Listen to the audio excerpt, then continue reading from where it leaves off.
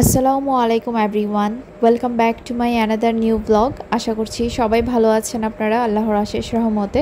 আলহামদুলিল্লাহ, আমরাও সবাই ভালো আছি। প্যাকেট খুলেই দেখলাম যে ডিম ভেঙে গেছে। উপরে ছিল এই যে একদম অনেকগুলাই মনে হয় ভাঙছে, বাট বের করার পর দেখি মাত্র 2টা ভাঙছে। তারপর এখানে আরও নিয়ে আসছে মুড়ি, ফালুদা মিক্স, দুধ। তো এবার বলছিলাম যে ছোট ছোট লাল লাল টাইপের যে মুড়িটা হয় এটা নিয়ে আসতে, এটা একটু বেশি ক্রিস্পি হয় আর এটা ভালো লাগে। আর প্যাকেটের যে রুচি মুড়িটা ওইটা আমার ভালো লাগে না, গত বছর খেয়েছিলাম, একটুও ভালো লাগে নাই। এটা একটু মোটা টাইপের মুড়িটা হয়, খুব একটা ক্রিস্পিও থাকে না। যাই হোক, তারপর আজকে আমি আমার আরও কিছু ইফতার প্রিপারেশন আপনাদের সাথে শেয়ার করছি। এখানে আমি চিকেনকে দুইভাবে কেটে নিয়েছি। এই যে লম্বা লম্বা করে পাতলা পাতলা করে কেটে নিলাম, এটা দিয়ে আমি চিকেন স্ট্রিপস বানাবো। আর হচ্ছে পাশেই আমি ছোট ছোট কিমার মতো করে কেটে নিয়েছি, কিমা না অ্যাকচুয়ালি, মানে একটু ছোট ছোট পিস করে নিয়েছি। এটা হচ্ছে আমি ম্যারিনেট করে ফ্রিজে রেখে দিব। নুডলস, পাস্তা, পিৎজা এগুলা বানানোর জন্য চিকেনের প্রয়োজন হলে এখান থেকে আমি ইউজ করব। আর এখানে আমি হচ্ছে একটুখানি চিকেন সেদ্ধতে বসিয়েছি, রসুন, আদা বাটা আর হচ্ছে গোলমরিচের গুঁড়া, লবণ দিয়ে। আর এখানে আমি কিছু আলু কেটে ধুয়ে নিচ্ছি। আলুটা হচ্ছে প্রেসারে আমি সেদ্ধ হতে বসাবো, প্রেসার কুকারে ভালো করে ধুয়ে নিচ্ছিলাম। তো আজকে আমি বেশ কিছু আইটেম তৈরি করব ভাবছিলাম, কিন্তু পরে হচ্ছে সময় আমি কুলাতে পারি নাই, কারণ অনেক সময় চলে যায়। আমি সেই সকাল 11টা থেকে যদি শুরু করি, আমার দুপুর 2:30-3টা বেজে যায় 2টা আইটেম বানাতে। গতকাল আমি যে 2টা বানাইছিলাম আর কি, অনেক সময় লেগেছে। তো আজকেও আমি 2টা আইটেম বানিয়ে ফ্রোজেন করে রাখবো। এগুলোতেও আমার প্রচুর সময় চলে গিয়েছে। সেই আমি সকাল থেকে শুরু করেছিলাম, আমার দুপুর 3টা বেজে গেছে এগুলো শেষ করতে করতে। আর এখানে আমি কিছু পাউরুটিকে এভাবে স্লাইস করে কেটে নিয়েছি। এগুলাকে এখন আমি ব্লেন্ডারে হচ্ছে ব্লেন্ড করে ব্রেড ক্রাম্ব বানাবো। আর ব্রেড ক্রাম্ব আমি এখন ইনস্ট্যান্ট ইউজ করব, সেজন্য এটাকে আমি আর ভাজবো না। যদি সংরক্ষণ করতে হয় তাহলে হচ্ছে ভেজে আমি সংরক্ষণ করি। তো এখান থেকে এখন আমি ইনস্ট্যান্ট কিছু ব্যবহার করব, আর বাকিটা হচ্ছে আমি ভেজে বয়ামে করে রেখে দিব যদি অবশিষ্ট কিছু থাকে। এই তো ব্রেড ক্রাম্ব রেডি করে নিলাম, আর বাকি অন্যান্য সব জিনিসপত্র আমি কাটাকাটি করে নিয়েছি, পেঁয়াজ, কাঁচামরিচ, ধনেপাতা। আর এদিকে চিকেনটাও সেদ্ধ হয়ে গিয়েছে। আর ছোট ছোট যে চিকেনটা আমি কুচি করে রেখেছি, ওইটার যে হাড় ছিল ওইটাও আমি সেদ্ধ করেছি। ওইটার হচ্ছে হাড়ের সাইডে কিছু মাংস টাংস থাকে, তো আমি অপচয় করতে চাই নাই আর কি। তো এটা থেকেও আমি মাংস বের করে নিব, সেজন্য সেদ্ধ করে নিয়েছি আর কি। এখন হচ্ছে এই চিকেনটাকে আমি ঝুরা ঝুরা করে একদম ছাড়িয়ে নিব। আর আরিশ আমাকে ভিডিও করে দিচ্ছিল। তো এই তো এখন চিকেনটাকে আমি ঝুরি করে নিচ্ছি।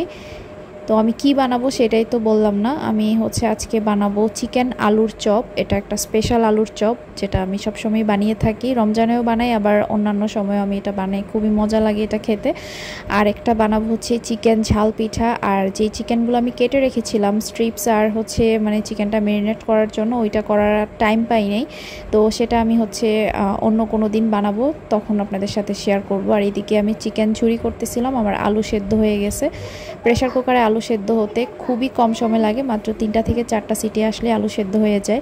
এদিকে আমার চিকেনটা ঝুরা করা হয়ে গেছে, আলুটাও সেদ্ধ হয়ে গেছে। এখন গরম গরম আমি আলুটা ম্যাশ করে নিব। আলুর চপটা হচ্ছে দীর্ঘদিন পর্যন্ত ফ্রোজেন করে রাখাটা আমার কাছে পার্সোনালি পছন্দ না, আমার কাছে ভাল লাগে না। আলুটা পরবর্তীতে কেমন জানি হয়ে যায়। তো আমি যে সিস্টেমে বানাবো এইভাবে হচ্ছে অনেক দিন পর্যন্তই ফ্রিজে সংরক্ষণ করে রাখা যায়। আর আপনি যেভাবেই রাখবেন, মানে নামিয়ে হচ্ছে ভাজার পর মনে হবে যে ইনস্ট্যান্ট বানানো।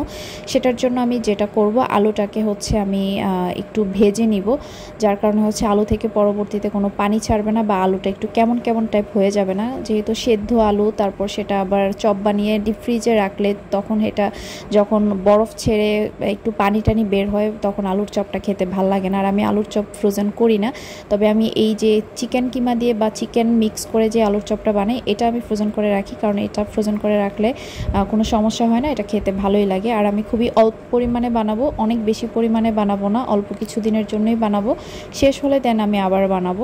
সেজন্য আমি সব আইটেম কম কম করেই ফ্রোজেন করতেছি। আর আমার হচ্ছে ফ্রিজ বড় হলেও আমার ফ্রিজের ডিপ চেম্বারটা একটু ছোট, নর্মাল চেম্বারটা অনেক বেশি বড়। তো সেজন্য আমি অনেক বেশি কিছু হচ্ছে ফ্রিজে রাখতে পারি না। তার উপর আমি কিছু ছোলা সিদ্ধ করেও রাখবো, কারণ প্রতিদিন ছোলা সিদ্ধ করাটাও একটা ঝামেলা। তারপর হচ্ছে ডাল ব্লেন্ড করে কিছু রাখবো, সব কিছুই আমি কম কম পরিমাণে রাখবো। আলাদা ডিপ ফ্রিজ থাকলে অনেক বেশি সুবিধা, অনেক কিছু রাখা যায়। তারপর আবার মাছ মাংস তো রাখতে হবে, তারপর মশলা আছে, সব কিছু মিলিয়ে না ফ্রিজের মধ্যে বক্স জিনিসটা খুব একটা জায়গা হয় না, যেহেতু আমার ডিপ চেম্বারটা ছোট। তো সেজন্য হচ্ছে মানে যদি বড় ফ্রিজ থাকে বা আলাদা করে ডিপ ফ্রিজ থাকে, সেক্ষেত্রে হচ্ছে ফ্রোজেন আইটেমগুলো মনের মতো ইচ্ছে মতো বানিয়ে ফ্রোজেন করা যায়। তা আমি সেজন্য আসলে বেশি কিছু বানাতে পারবো না, কারণ ফ্রোজেন করতেই পারবো না আমি ফ্রিজে, যেহেতু খুবই অল্প জায়গা, তার উপর অন্য সব জিনিসও আমার রাখতে হবে। যাই হোক, ইনশাল্লাহ কোনো একদিন আমি ডিপ ফ্রিজও কিনবো, তবে এখন না, আরও পরে। এখন আমার কোনো প্রয়োজন নেই ডিপ ফ্রিজের। কথা বলতে বলতে এখানে আমার আলুর চপের জন্য চিকেন আলুর যেটা আর কি, এটা রেডি হয়ে গেছে। কি বলে এটাকে, কিমা বা ভুনা বা যে কিছু একটা। তো এখন হচ্ছে আমি চিকেনের আরেকটা আইটেম তৈরি করব। তো চিকেন আলুর চপের জন্য আমি যেভাবে আলুটা ভেজে নিয়েছি, সেখানে হচ্ছে আমি সব ধরনের মশলাই দিয়েছি। আদা রসুন বাটা, হলুদ মরিচ ধনিয়া জিরা গুঁড়া, একটু গরম মশলার গুঁড়া, ম্যাজিক মশলা, তারপর একটু মুরগির মশলা, সব কিছু দিয়ে, আর বাকিটা তো দেখতেই পেলেন ভিডিওতে, সব কিছু মিক্স করে একটু সসও দিয়েছি। তারপর হচ্ছে আমি আলুটা ভুনা করে নিলাম। এইভাবে করে আলুর চপ বানালে খুব বেশি মজা হয়। তো তারপর হচ্ছে আমি এটা ঠান্ডা হওয়ার জন্য রেখে দিয়েছি এক সাইডে। এখন আমি বাকি চিকেনটা দিয়ে আমি হচ্ছে এখানে চিকেনের আরেকটা পুর তৈরি করতেছি, মটরশুঁটি গাজর আর হচ্ছে বেশি করে পেঁয়াজ দিয়ে। যেই চিকেনটা আমি সেদ্ধ করে নিয়েছিলাম, সেখান থেকে আমি অর্ধেক পরিমাণে আলুর চপে ইউজ করেছি, আর বাকি অর্ধেকটা এখন হচ্ছে আমি অল্প একটু চিকেনের পুর তৈরি করব এখানে। তো গাজরটাকে একদম কুচি কুচি করে নিলাম, আর দিলাম মটরশুঁটি। আর এখানে হচ্ছে আমি আস্ত গরম মশলা ইউজ করেছি, আর হচ্ছে এমনিতে গরম মশলার গুঁড়াও ইউজ করেছি, আর বাকি অন্যান্য সব মশলা ইউজ করেছি, শুধু ম্যাগি মশলা বাদে। এখন হচ্ছে আমি একটু ভাজা জিরার গুঁড়া দিয়ে দিলাম। চাইলে এটাতে মেয়োনিজ অ্যাড করা যাবে, তো আমি হচ্ছে এটাতে আর মেয়োনিজ অ্যাড করব না, আমি এটাতে একটুখানি সস অ্যাড করতেছি। আর এটা দিয়ে আমি হচ্ছে চিকেন ঝাল পিঠা বানাবো চালের আটার ডো দিয়ে, তো সেজন্য এখানে আমি আর মেয়োনিজ দিচ্ছি না। তো এই তো নাড়াচাড়া করে এখন এটাকে আমি একদম মিডিয়াম লো হিটে করে চুলাটাকে ঢেকে রাখবো। মটরশুঁটিগুলো সেদ্ধ হয়ে যাবে, গাজরটাও সেদ্ধ হয়ে যাবে। আর ওইদিকে হচ্ছে এটা হতে হতে আমি এখন আলুর চপের জন্য আলুটা প্রিপেয়ার করে নিচ্ছি। এখানে আরেকটু কাজ বাকি আছে। আমি হচ্ছে ব্রেড ক্রাম্ব থেকে এখানে আমি কিছু ব্রেড ক্রাম্ব দিয়ে দিলাম, বাইন্ডিংটা সুন্দর হবে। তারপর আবারও সুন্দর করে হাত দিয়ে সব কিছু ভালো মতো মিক্স করে নিচ্ছি। আলুর চপ কিন্তু অনেক রকমের বানানো যায়, বেশ কিছু রেসিপি আমার জানা আছে, আমি অনেক রকমভাবেই বানাই। আরেকভাবে যেটা বানানো যায় যে মাঝখানে হচ্ছে কিমার পুর দিয়ে আলুর চপটা বানানো যায়। তারপর আমি আরেকভাবে বানাই যে ডিমটাকে ভেজে মিক্স করে তারপর হচ্ছে ডিমে চুবিয়ে ব্রেড ক্রাম্বে করিয়ে, অনেকভাবেই করা যায়, বেসনের কুটিংয়ে চুবিয়ে, মানে আলুর চপের ভেরিয়েশনের অভাব নাই।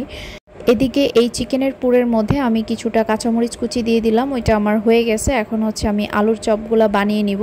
সব কিছু একসাথে বানাতে গেলে না হজবরল লেগে যায়, তাই হচ্ছে আমি আজকে আর বাকি অন্য দুইটা জিনিস আর করব না, আমি আজকে দুইটাই বানাবো। ভাবছিলাম যে ওইগুলোও করব, বাট আমি সময় কুলাতে পারি নাই, আর এত কিছু তো একসাথে বানানো যায় না। তো আস্তে আস্তেই সব কিছু বানাবো আর আপনাদের সাথে শেয়ার করব। তো এখানে হচ্ছে আমি কর্নফ্লাওয়ার পানি দিয়ে গুলিয়ে নিয়েছি, এটাকে আমি ডিমে চুবাবো না, কর্নফ্লাওয়ারে হচ্ছে চুবিয়ে তারপর ব্রেড ক্রাম্বে গড়িয়ে নিব। তো এই তো সবগুলো আলুর চপ বানিয়ে নিলাম। এখন হচ্ছে আমি কর্নফ্লাওয়ারের ব্যাটারে চুবিয়ে তারপর হচ্ছে, এটা ব্যাটার না, একটু পাতলা করে এটাকে গুলতে হবে। তারপর হচ্ছে ব্রেড ক্রাম্ব দিয়ে এখন গড়িয়ে নিচ্ছি। তো সবগুলো হচ্ছে সেমভাবে করে নিব। তারপর এগুলাকে হচ্ছে ডিশে একটা একটা করে ছড়িয়ে রেখে আমি ডিপ ফ্রিজে রেখে দিব। তারপর হচ্ছে 2-2.5 ঘন্টার মধ্যে এগুলো সুন্দরভাবে ফ্রোজেন হয়ে যাবে। তারপর হচ্ছে আমি জিপলক ব্যাগে করে রেখে দিব। এই আলুর চপটা কিন্তু পরবর্তীতে খেতে মনে হবে যে এটা একদম ইনস্ট্যান্ট বানানো, কোনো রকম আলুটা খারাপ লাগবে না খেতে, যেহেতু আলু থেকে কোনো রকম পানিও ছাড়বে না, আমি এটাকে ভেজে বানিয়েছি। এই তো আমার সবগুলো আলুর চপ বানানো হয়ে গেছে, এই কয়টাই হয়েছে। এখন আমি চলে যাব আমার পরবর্তী রেসিপিতে। তো আলুর চপগুলো আমি ওইভাবেই ফ্রিজে রেখে দিয়েছি। আর এখন হচ্ছে আমি চালের আটার ডো তৈরি করে নিচ্ছি। তো গরম পানি ফুটিয়ে নিয়ে লবণ দিয়ে তারপর এখানে আমি চালের আটা দিয়ে দিলাম, মাঝখানটা একটু ফাঁকা করে। এখন এটাকে আমি ঢেকে রাখবো বেশ অনেকক্ষণ, এর মধ্যেই চালের আটাটা সেদ্ধ হয়ে যাবে সুন্দরভাবে। এটাই হচ্ছে চালের আটা পারফেক্টভাবে করার একটা সিক্রেট জিনিস, যে মাঝখানটা একটু ফাঁকা করে এটাকে ঢেকে রাখতে হবে কোনো প্রকার নাড়াচাড়া ছাড়া। তারপর কিছুক্ষণ পরে এটা সুন্দরভাবে সেদ্ধ হয়ে গেলে নাড়াচাড়া করে মিক্স করে তারপর আরও 5-10 মিনিট ঢেকে রেখে দিলে ডোটা অনেক পারফেক্ট সুন্দর হয়। ডোটাকে আমি সুন্দরভাবে মথে নিয়ে এইরকমভাবে কেটে নিয়েছি। এখন ছোট ছোট রুটি বানিয়ে আমি হচ্ছে চিকেন ঝাল পিঠাগুলো বানিয়ে নিব। তো আমি যখন এই কাজটা করতেছিলাম তখন আমার বোনের টেক্সট আসে, তো ওর টেক্সটের থেকে আমি জানতে পারি যে সাজেক আগুন লেগে অনেক কিছু পুড়ে গেছে, একদম পুরো ছারখার হয়ে গেছে, অনেকগুলো রিসোর্ট পুড়ে গেছে। তো আমার বোন কিন্তু সাজেক আছে, ও 2 দিন হলো আসছে, তো আজকে ওর চলে যাওয়ার কথা ছিল, বাট আগুন লেগে সে হচ্ছে আটকা পড়ে গেছে ওইদিকে। ওর কাছ থেকে এই নিউজটা শোনার পর আমার এত বেশি খারাপ লাগতেছিল আর এত টেনশনে পড়ে গেছিলাম আমি যে ও কিভাবে বের হবে। ওকে বললাম যে কোনো কিছু দরকার নেই, সোজা বাসায় চলে আয়। তো সে আমাকে বললো যে আমি তো বেরই হতে এখন পারবো না, বাসায় কিভাবে আসবো, আর বের হলে তো ঢাকায় বেক করব। তো যাই হোক, দেশে কি হচ্ছে জানি না, একটার পর একটা ঘটনা ঘটেই যাচ্ছে। সাজেকের মতো এত সুন্দর একটা জায়গায় আগুন লেগে আজকে একদম ছারখার হয়ে গেল, বিষয়টা খুবই খারাপ লাগতেছে। আর এদিকে আমার বোনের জন্য অনেক বেশি টেনশন হচ্ছিল। যাই হোক, এর মধ্যে আমি কাজে কাজে ছিলাম, ফেসবুকে আর ঢুকতে পারি নাই, মোবাইল হাতে নেওয়া হয় নাই, তাই হচ্ছে আমি খবরটা আগে দেখতে পারি নাই। তো দুপুরবেলা জানলাম আর কি। তার এখানে আমার সব কিছু হচ্ছে ফ্রোজেন হয়ে গেছে, এখন জিপলকে করে রেখে দিব। তো আজ এ পর্যন্তই।